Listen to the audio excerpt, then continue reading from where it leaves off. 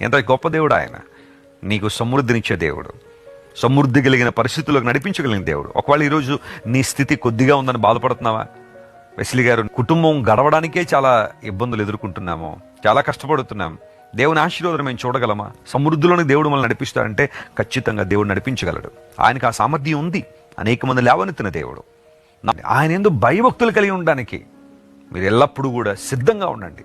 దేవుని ప్రేమించండి, దేవుని వాక్యాన్ని ప్రేమించండి, వాక్య సంబంధం జీవనంలో కొనసాగండి. మంత్రాలకు మాయలకు పడిపోకండి అనవసరంగా. ఈరోజు చాలామంది మోసగాళ్ళు బయలుదేరారు. దేవుని ప్రేమ నుండి దూరం చేసేవాళ్ళు, దేవుని వాక్యం నుండి మిమ్మల్ని పక్కకు లాక్కెళ్ళిపోయేవారు. కేవలం లోక సంబంధమైన విషయాలకు, లోక సంబంధమైన అనుభవాలకు మాత్రమే చోటిచ్చి పరిశుద్ధాత్మను దుఃఖపరిచేవారు చాలామంది రోజుల్లో ఉన్నారు. అలాంటి వారి విషయంలో జాగ్రత్తగా ఉండండి. వాక్యాన్ని ప్రేమించండి, వాక్యాన్ని హత్తుకోండి. యేసుక్రీస్తు ప్రభు వారిని హృదయపూర్వకంగా సేవించండి. ఆయన ఎందుకు భయభక్తులు కలిగి ఉండే వారికి ఏ విధమైన కొరత ఉండదని బైబిల్ సెలవిచ్చింది.